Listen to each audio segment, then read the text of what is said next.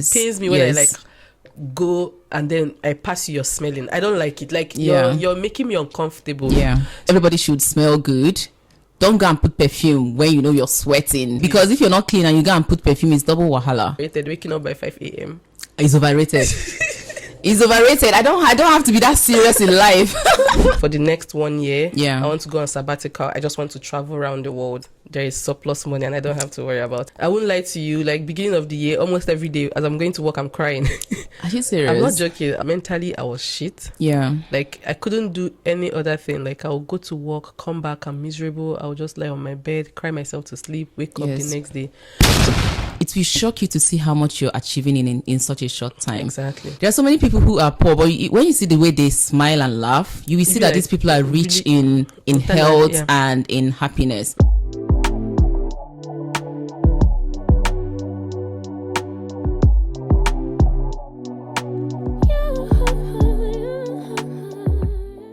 Hi, Dima. Hi, baby girl. How are you? I'm good. Welcome to our podcast today. Thank you. How have you been? Honestly, as of today, guys, you might notice from my voice, I'm not feeling too well. But other than that, I've been good. Oh, okay. I took a little break from work. So nice. I'm resting well. Nice. How has living in Berlin been too? I won't lie. Initially, when I came, I really struggled. I don't know why. Mm-hmm. But I would say slowly I'm beginning to kind of get comfortable. Adapt. Yeah. I think mostly because my friends are here. Yeah. People. You're trying. Like we only have each other, I guess. Yeah. I feel like it happens to everybody. Like it's the normal thing of adjusting to a new city when you travel.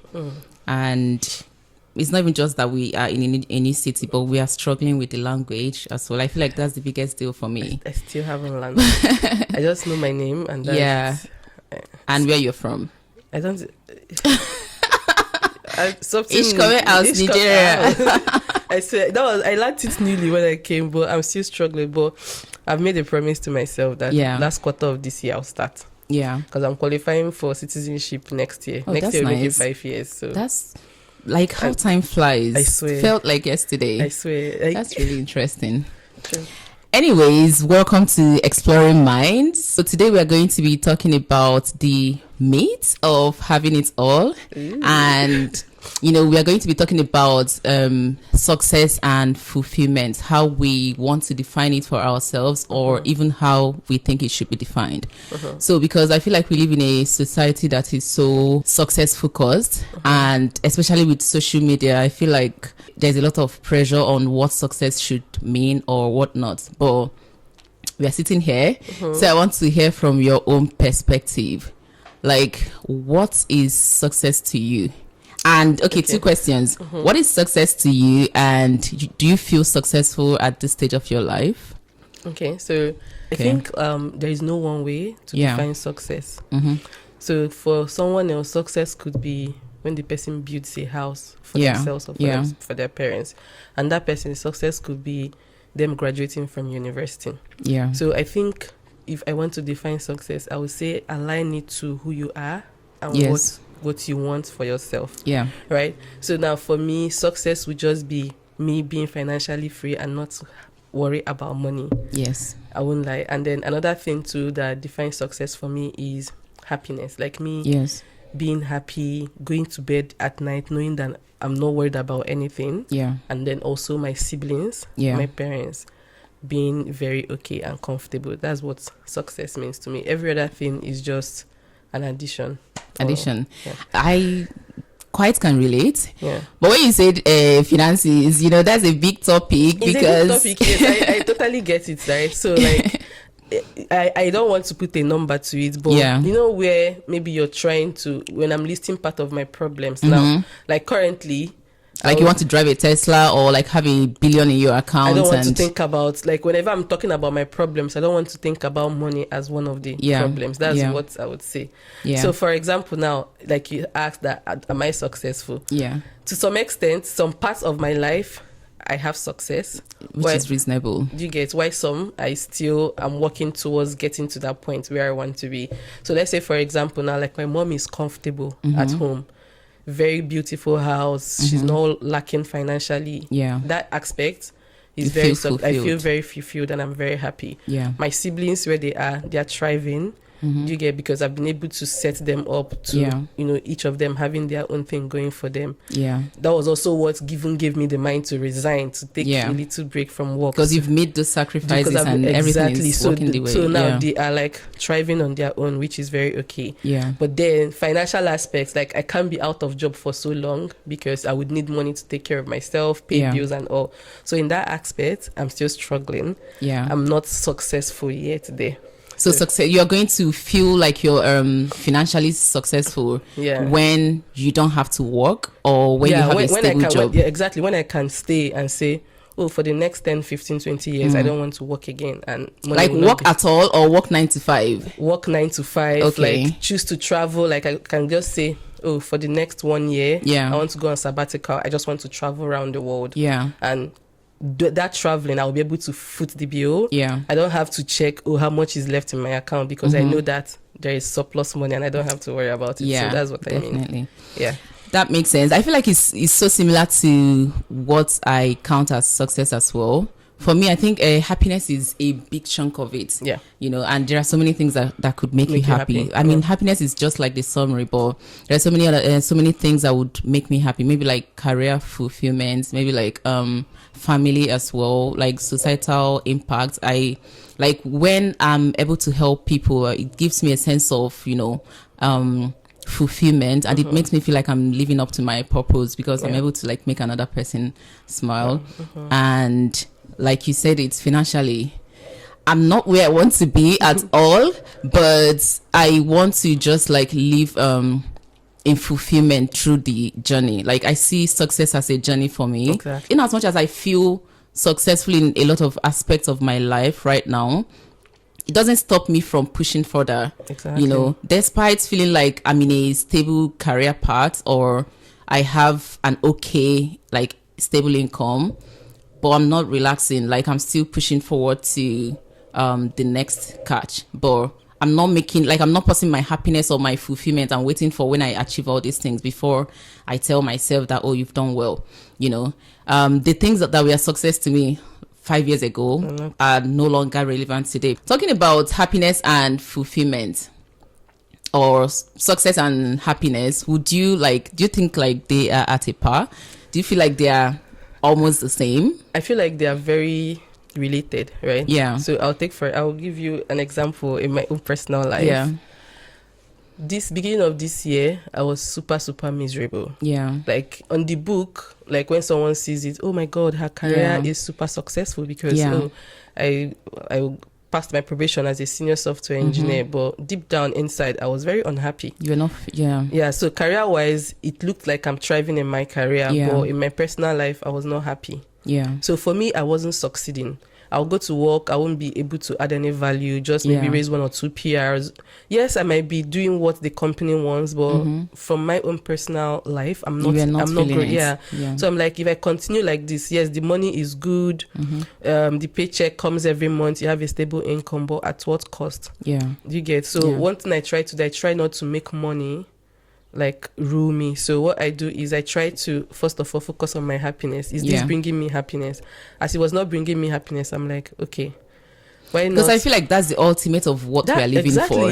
Like if you keep chasing all this, chasing money is good, very important, because it will make your life like much easier. Exactly. But if you keep chasing money and forget every other thing that needs to be chased, like relationships, like friendships, like family, and all these other things that matters, you feel like even when you set an achievable target, and let's say that you set a goal to like make €1 billion, and then you worked hard, became an entrepreneur, like made all the money, and then you were not building relationships along the line, and you get to the point where you've now made all the money, and you now realize that it's quite lonely at the top, like there's nobody to celebrate all these wins for. Doesn't necessarily make sense. So I believe that success to a way and happiness, like I think they're that's fine. So I wouldn't lie to you, like beginning of the year, almost every day as I'm going to work, I'm crying.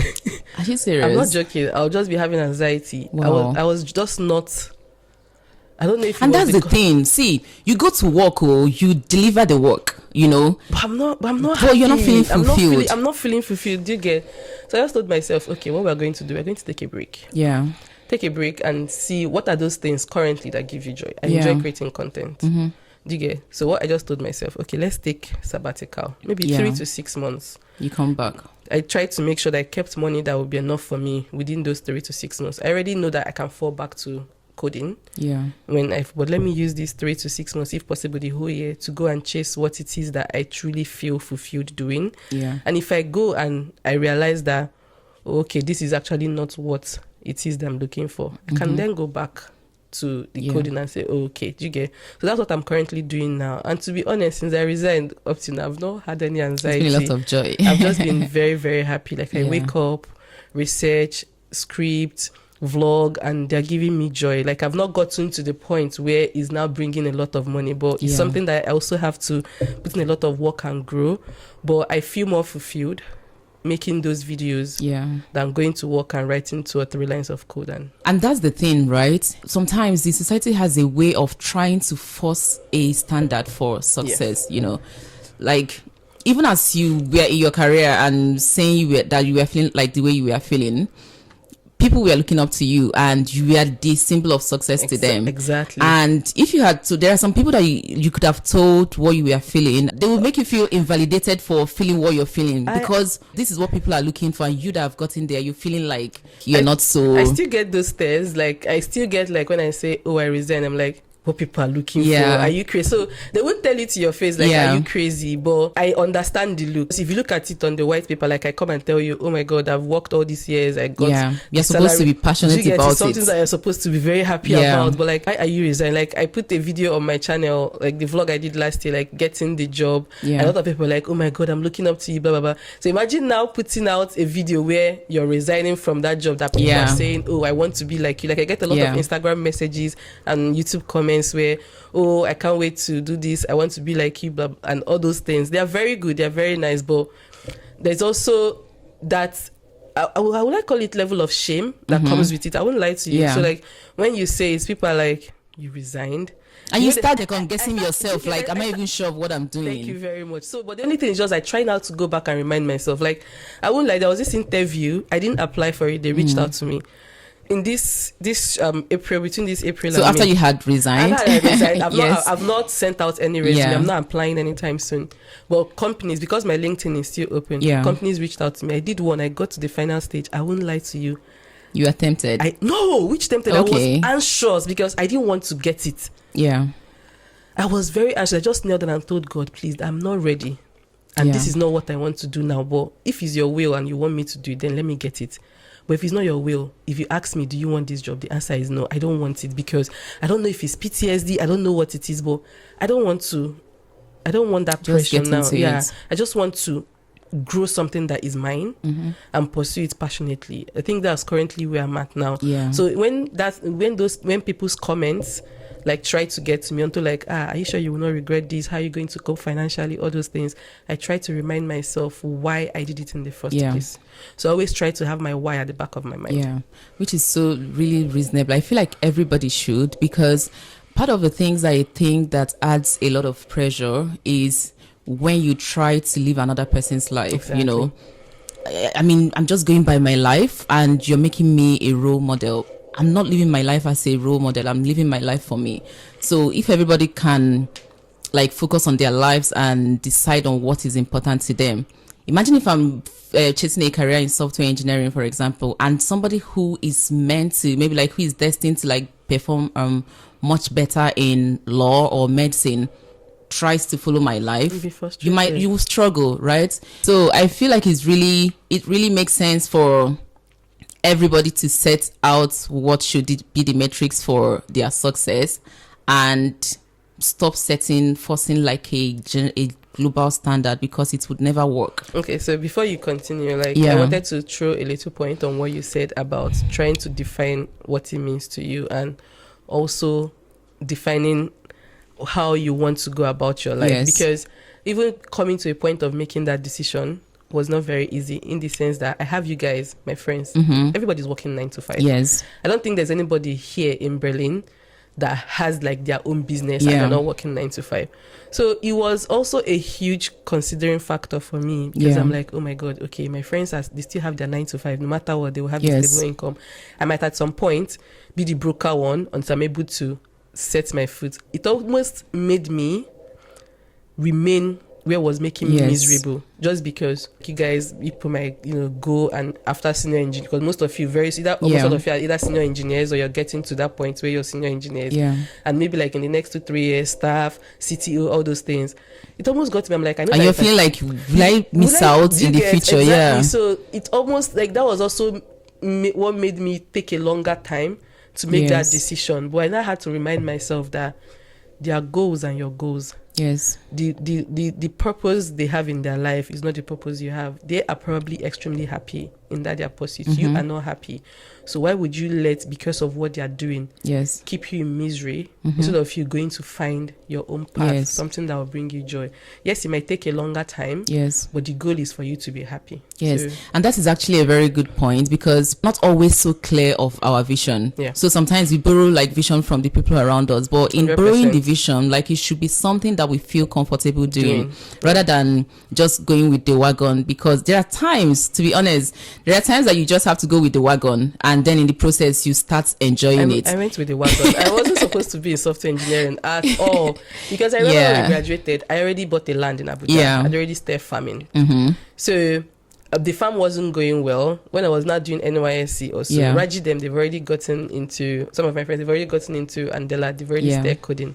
As the farm was not going well, we sold everything. You had to fall back. I had to do it. So that's where, like, when you say, like, the peer thing can be a very good thing. And also, so when you're picking, you know when to say, okay, this is for me and this isn't for me. So at that point, that was the only thing that made sense to me. Yes. So, and the only option you had, basically. That was the only option. So sometimes when you have narrower options, so you just have to go with it. Yes. So that was the only thing at that point that was available for me, because I didn't want to do the regular 9 to 5 in Nigeria, where I studied electrical engineering. I didn't know if I was going to wear lab coat and start climbing poles. So it made sense at that point to learn programming and then join them. So I joined them, but immediately I also got there, I already knew that it was a means to an end for me. It was not something I was very passionate about. Yes. Yeah. Interesting. Not as much as we have established already that success is a personal thing, you just have to set what success means to you. Let's say, for example, that I said I will feel successful when I make €1 million. How can I validate that I'm actually even making the right decision? Working towards the one. Yeah, exactly. Because sometimes we put ourselves under so much pressure. So I think for me, one thing that I love myself for is I'm always very open to iteration, right? Yeah. Because even like when I was very young, I've always known that I'll be very successful. I just didn't know how. Yeah. So one thing that I always try to do is to be very, very open. I want to be wealthy, right? Yes. At first, when I was growing up, being wealthy for me then was going and studying medicine. Imagine. Do you get? Yeah. As I did not get the medicine, what came was electrical engineering. You change the goal. Yes. Okay, so now for this, if I'm going to give this, I have to graduate as an electrical engineer for me to be able to pursue so and so. So I would say setting the metrics is very, very good, but being rigid is what I think the problem would be, because there is really no one way to success. Yes. Right? So because you can never know like everything from the beginning. You can never know. So let's say, for example, now how as I was planning, I had a lot of business ideas with my dad. Yes. And all of a sudden he died. Yeah. Do you get? Yeah. So now that particular dream and goal, things that he was supposed to help do, I wouldn't be able to do those things again because he had the knowledge about it. I just wanted to. So now that one has been scraped off. So the next thing you have to do is go back to the board. Exactly. So one thing that I try to do a lot is I do a lot of reflection. So whenever I set my goal, at the end of the year, I still do, it might be cliche, but I still do, these are the things I want to achieve for the year. But then along the line, you have to, because I do this, I have like an accountability partner where every week I think it's what we all do these days, like having an accountability partner in every aspect. So every week we kind of like reflect on okay, what we're going to achieve this week. So you plan out like what you want to achieve for the month, and then you break it down into weeks and days. So when I do these things, and maybe you've seen that the main goal is supposed to be this and this, and it's no longer happening. Just for example, now beginning of the year, I wrote down how much I wanted to make, and each month how much I was going to save. Yes. I didn't know exactly when I was going to resign, but I just planned that I was going to have a stable income. But now, April, I didn't get any salary. May and June, and I'm not going to get any money. It means that I also have to go back to the board and re-strategize on how I'm going to meet your target. Meet the target. Do you get? So I think that, like you said, having those mapped goals and whatever, it gives you direction. But just that sometimes do not be rigid with it, and always go back to the drawing board to know, okay, this is working, this is not working. We have to place this here and move this here. So I mean, to be honest, that's the best way to go these days, because I have the same. I have an accountability partner in almost every aspect of my life. I have somebody that we plan sort of our lives together. Like at the beginning of the year, we had set a goal, the goals that we wanted to achieve for the year, the amount of money we want to make by the end of the year. Exactly. And we are taking like measurable actions to make sure that we at least get there. And like we break it down by months or quarter, then months, and list everything. It will shock you to see how much you're achieving in such a short time. Exactly. How I'm living right now is trying to enjoy every stage of life, because no matter what is going on, even when you feel successful in all these things that you've set, if you don't have that self-fulfillment or the happiness within you, you really have nothing. There are so many people who are poor, but when you see the way they smile and laugh, you will see that these people are rich in health and in happiness. Also listening to talks by billionaires, some of them would express how empty they feel, because every stage of success that you attain is exposing you to a different type of issues. 100%. The more your success grows, the more your problems grows as well. 100%. And if you don't create a balance between, pushing the success and living your life, I feel like you would miss out of the balance. The reason we're chasing success is for us to be happy. And that happiness is already within us, and we're only chasing them in these careers and finances and all of every other thing, just to like blossom the happiness the more. But whether the finances come or not is already there within us, and it's just to feel fulfilled at every stage in life. I think this thing you said also makes sense, because I remember in my younger years as well, like then I would say I used to postpone happiness. Yes. Because like in my head, like when I achieve this goal, I will be very happy when I achieve that goal. But it took a lot of going through some very dark phases in my life to realize that journey is the happiness. So wherever you are at the point in your life, try as much as possible to be happy in that moment. Exactly. You get? Because like I know that, let's say for example, currently now, this might be like a dry season for me. Imagine me staying and being very sad because I'm not receiving income. Yes. But I made that. It doesn't solve any problem, right? It only increases the problem. So what I just tell myself is this is a time for you to relax and pursue whatever you want to pursue. Yeah. Now that it might be like a growing phase where there are pains and the growth is slow, have to be happy, because when you end up being very successful and it takes off, you might not even have the time. To come back and remember, I was, those little things that make you happy. Maybe like someone just leaves a comment, oh my God, this video was very helpful. At some point, you might not even have the time to read comments again, maybe because you got too busy. So at every stage in my life, currently, I'm very, very happy. We just ought to be, because see, success is somebody might be traveling the world and doing all of those things, or another person might be viewing it in the same lens of this person. Meanwhile, you could even stay wherever you are and make your own memories. Because for me, life is all about memories. I can travel to Greece or do whatever I want to do there and end up not enjoying myself. 100%. But I can stay in my house and have a few friends over and have the best of time. 100%. So there's something that somebody said recently that really got stuck with me. Okay. So this person said that like when we are young, we spend more time chasing money and wealth and all these things, and by the time we are getting older, we start spending the money to gain back the health, 100%. And then it stuck with me that this is the time to just invest in health, because if I'm hustling for all the money, and which you might not even be able to make as much, because no amount of money can buy you like good health. 100%. And so I'm really trying to strike a balance between the hustle, because I'm Nigerian, I know where I'm coming from, so hustling is like a big deal, but I'm trying to balance my mentality these days and prioritize my health and my well-being first before finances and every other thing. Yeah, this thing you said was also part of the reason why I resigned, because mentally I was shit. Yeah. Like, I couldn't do any other thing. Like, I would go to work, come back, I'm miserable. I would just lie on my bed, cry myself to sleep, wake up the next day. So my health was deteriorating in the sense that, like, every morning I'm panicking. Yeah. Any little thing I'm panicking. I'm like, is this how you want to do it? Because you can just for sleep and almost not wake for the rest of your life. Like, you can just sleep and not wake up just because you're probably going to have high. Yes. I went to the hospital and the doctor said that when they checked whatever, they said that I'm way too anxious. That it's very unhealthy and it's very Like, I was diagnosed of like clinical depression. Wow. So it was that bad. So I had to like tell myself like, okay, you have to cut it down. Get back money. But like, if you go into health crisis, that money will have to wait. So I had to like make a right decision and, taking care of my health first before. So because only when you're healthy that you can actually chase the money. Exactly. I think we've really had a very insightful and interesting conversation. Maybe we should play some games. Okay, so I have this game that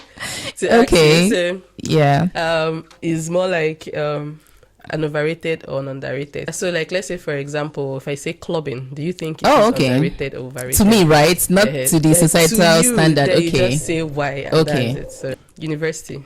Kind of overrated because me having gone through the university, most of the things that I'm using right now are not necessarily the things I learned in the university. I'm a software engineer now. I studied electronic engineering. They kind of have a connection, but because of how the curriculum was structured, we didn't go deep into those programming topics. So most of the things I learned after graduation, and I haven't for once used my certificate in the pursuit of my career. Yeah, the only time I had used my career was probably in processing my visa, so I feel like it's a bit overrated, but the experience of going through the university, I feel like that is so valuable as well, because in as much as the course that I studied is not necessarily like what I'm doing right now, I feel like I am going through the university formed who I have become. Okay, so for me as well, I think I would go with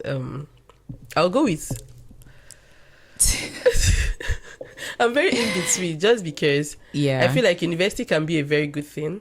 Like, if you get to do what it is you want to. Let's say, for example, now we knew that we wanted to be software engineers. You'd have gone to university, going through maybe to study computer science, and then and then be able, because in as much as they tell you, we don't need to go to university to be a software engineer, but there are some things that you still struggle with just because you don't understand the fundamentals. Yes, true. You get? True. So I would say in terms of the money, it's been overly expensive, is overrated, but just that the value you get from it and the friends you make and how it shapes and forms you, then is underrated. Yeah. Okay.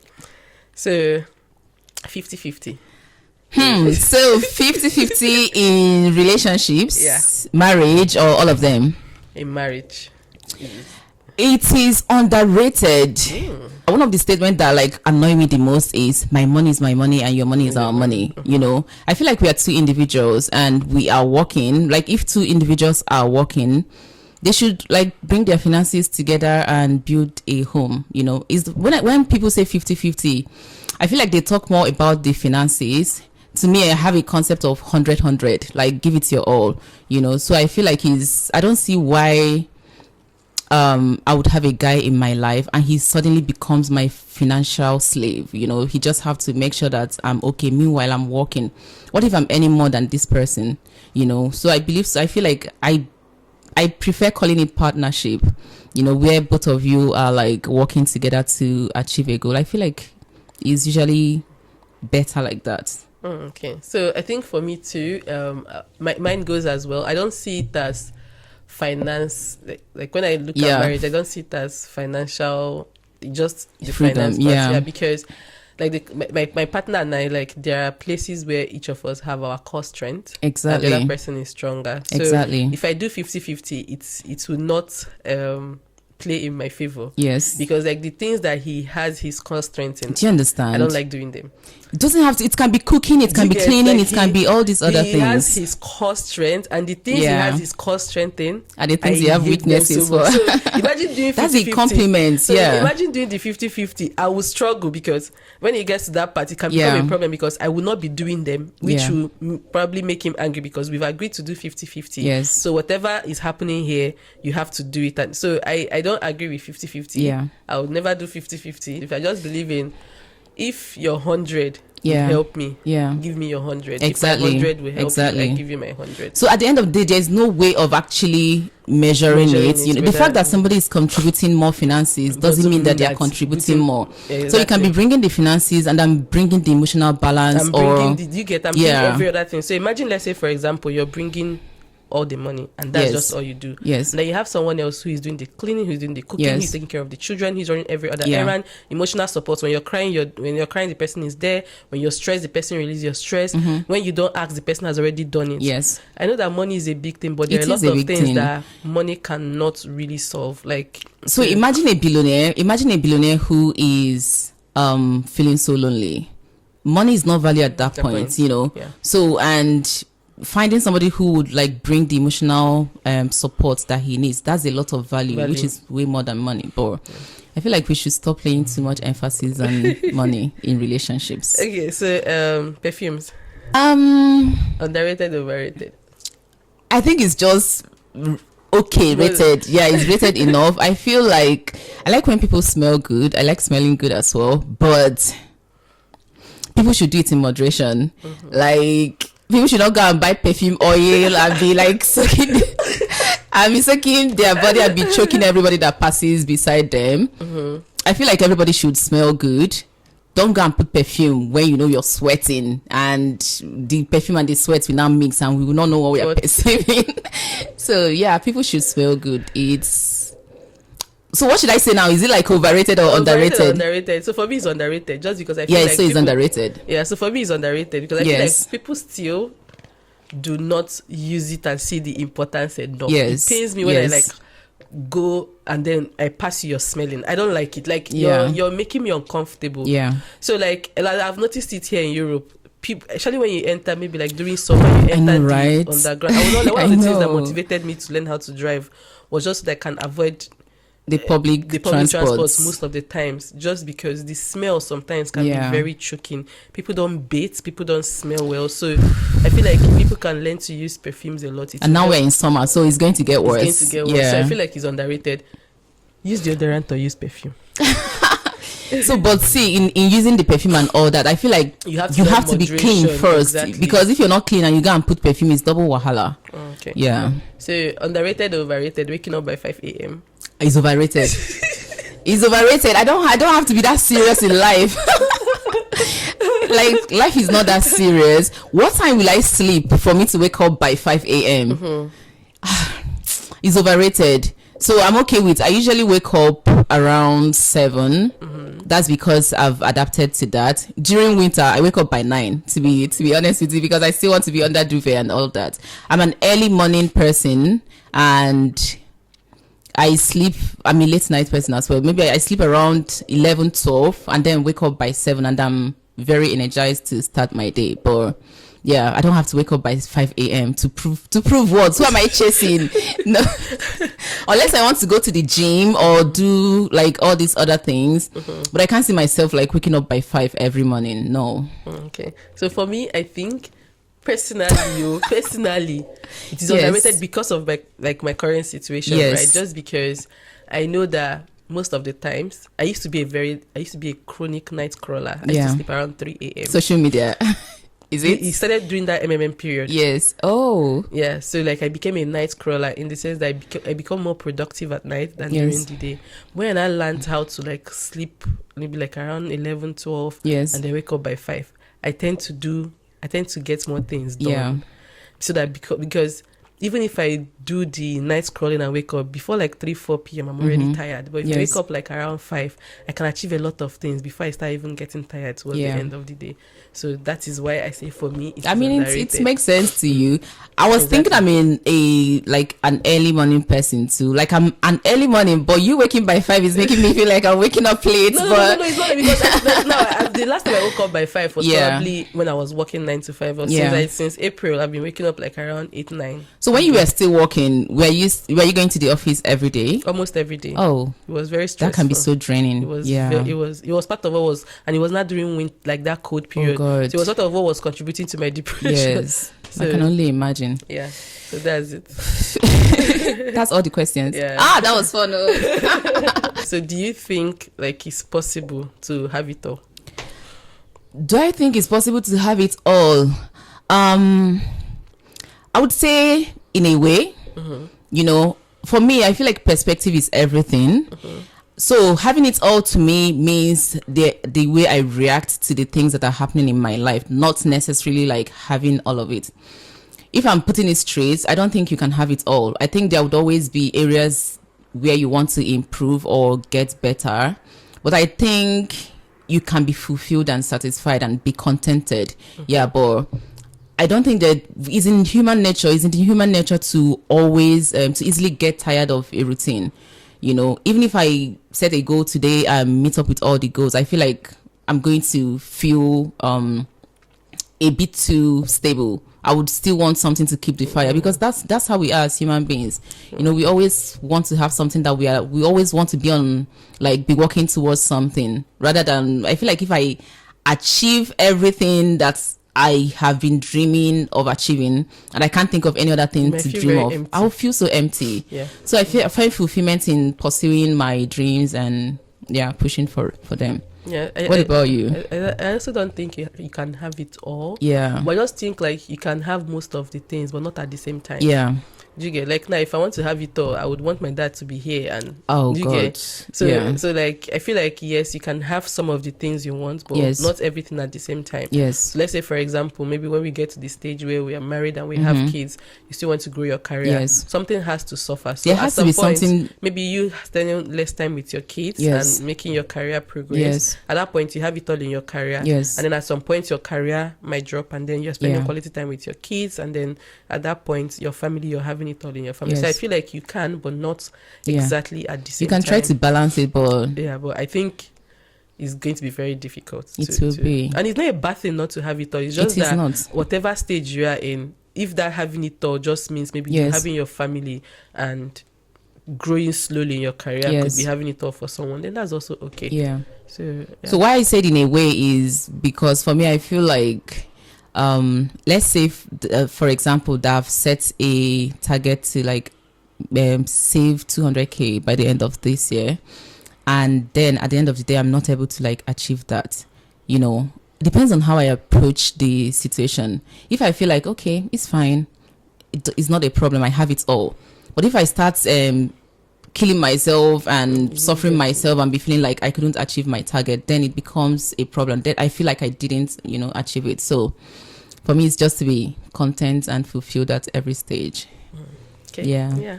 We've really had a nice talk here, Dimma. Thank you so much for exploring minds. And I hope you guys really enjoyed the talk. Please, we want to hear your opinions as well. Do drop a comment at the comment section. And Dimma, do you have any last words before we go? Just I think what I would just want to say is do not let other people's success define your success. Because I've come to notice that when you use other people as your yardstick, you're most times miserable. Yes. When you can internally define what success means to you, even when your neighbor is achieving something and probably at that point you're not where they are, you will find yourself being happy for them because you know that at some point you will get where you want to be. So if you can define your own success, you won't experience envy or jealousy, because you know that your own path is very different from other people's path. Yes. So that's just... And it doesn't have to, like, feeling successful doesn't have to be such a big thing. No matter how small it can be, just feel successful at every stage in life. You're not missing out on anything. I'm telling you, the happiness is there within you. I'm telling you. So I swear. I think even just being alive, like, is the biggest of the gifts. It's the biggest of it, honestly. Like, I think as long as you're alive and you're not giving up, whatever it is you want, I feel like you can get to that point if you keep striving. It might be slow. You might have a lot of drawbacks. But as long as you're still focused on what that end goal is, like, you would. Please don't forget to like, subscribe, and give us a thumbs up, and we'll see you in the next one. Bye guys.